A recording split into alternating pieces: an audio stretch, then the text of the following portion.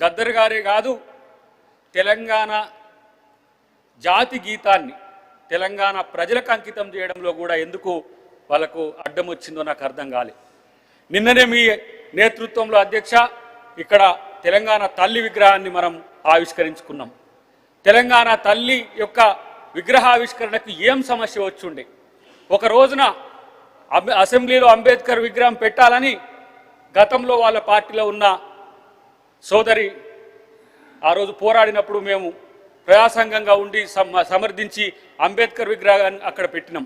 అలాంటప్పుడు మన ప్రభుత్వానికి వచ్చిన ఆలోచన గత ప్రభుత్వంలో ఉన్న వాళ్ళకి ఎందుకు రాలేదని ఆలోచన చేయాల్సిన అవసరం ఉంది.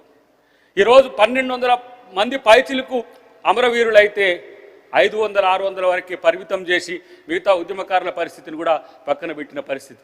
ఈ మధ్య కాలంలోనే ముఖ్యమంత్రి గారి ఆదేశం మేరకు అధ్యక్ష మన పొన్నం ప్రభాకర్ గారి నేతృత్వంలో కోదండరామ్ గారు మేము కలిసి ఉద్యమంలో పాల్గొన్న గత 69 ఉద్యమంలో 2001 ఉద్యమంలో 96 ఉద్యమంలో 2009 తర్వాత వచ్చిన ఉద్యమంలో ఎవరెవరు పాల్గొన్నారో వాళ్ళందరి వివరాలు సేకరించి ఉద్యమకారులకు గుర్తింపుతో పాటు వాళ్ళకి ఏ విధంగా సహకరించాలనేది మేనిఫెస్టోలో పెట్టిన అంశాలను కూడా ప్రస్తావన తీసుకొచ్చిన అధ్యక్ష.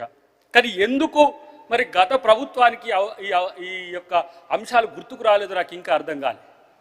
నేనే అధ్యక్ష ఆ రోజు అందశ్రీ గారి యొక్క పాటను జాతికి అంకితం చేసేటప్పుడు ఆ రోజు వారి కోరిక మేరకు కీరవాణి గారితో కలిసి చేస్తే అక్కడ కూడా వాళ్ళు ప్రాంతాల మధ్యన వైరుధ్యాలు పెట్టేటట్టే చేసి తప్పితే ఎందుకు ఆ పాటను మేము మరి చేయలేదో ఇప్పటివరకు చెప్పలేని పరిస్థితి.